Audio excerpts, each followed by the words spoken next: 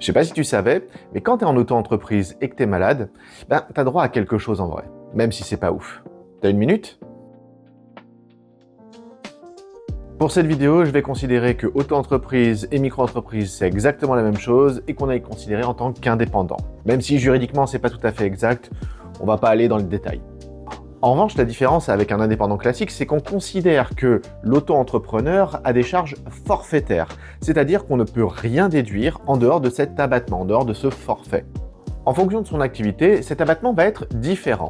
Donc 71% pour les marchandises, 50% pour les activités de BIC, je passe sur le détail, mais si tu fais une activité de BIC, tu sais dans quelle catégorie tu te trouves, et 34% pour les professions libérales ou assimilées. Et une fois qu'on a enlevé cet abattement, ce qui nous reste est considéré comme notre revenu. Donc considérons que j'ai un chiffre d'affaires de 30 000 €. Mon revenu théorique sera donc de 8 700 € pour les activités commerciales, 15 000 € pour les activités de BIC et 19 800 € pour les activités type profession libérale. Rappelez-vous, ça va être important pour la suite. En tant qu'auto-entrepreneur, vous avez droit aux indemnités journalières de la Sécu, enfin du SSI, à hauteur de 50% de vos revenus. Et là, normalement, vous voyez la douille arriver. Ce qui est considéré comme revenu, c'est pas mon chiffre d'affaires, mais ce que je gagne potentiellement. Donc, ces chiffres-là. La Sécu va donc m'indemniser à hauteur de 50% de ce que je gagne potentiellement. Donc on reprend. Vous êtes une coiffeuse à domicile et votre chiffre d'affaires est de 30 000 €. Sur ces 30 000 €, vous n'avez quasiment aucune dépense à part les déplacements et l'URSSAF. À partir de là, votre revenu officiel, c'est donc 50%, ce forfait, vu que vous êtes une activité artisanale, ce qui revient à dire 15 000 €. Sur ces 15 000 €, vous allez être indemnisé la moitié, donc 7 500 €. Vous êtes donc bien indemnisé la moitié de la moitié. Ça fait beaucoup là, non?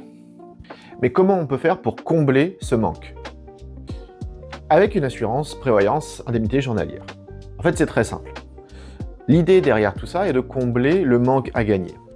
Pour savoir si vous en avez besoin, vous n'avez besoin de vous poser qu'une seule question. Est-ce que je peux vivre décemment si la Sécu me donne 50% de mon revenu théorique? Si la réponse est oui, eh bien, aucun problème, pas besoin d'assurance.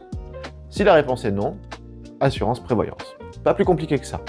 Évidemment, ce n'est pas l'assurance la plus simple. Vous allez avoir certainement un questionnaire médical. L'assurance va être probablement onéreuse puisque ça varie en fonction de l'âge, de la situation professionnelle, des antécédents médicaux et surtout des montants sur lesquels vous souhaitez vous assurer. Les prix peuvent varier de 20 à 100 € par mois. La seule chose que je peux vous dire, c'est contacter votre assureur. Il vous permettra de vous faire un devis rapidement et vous serez fixé. Si ça vous va, tant mieux, ça ne va pas, tant pis. Au moins, vous le saurez. Bref, les assurances, ça peut être simple si on a le bon interlocuteur. Donc suivez-moi sur TikTok, Instagram et LinkedIn et allez faire un tour sur mon site. Le lien est en description. Ciao!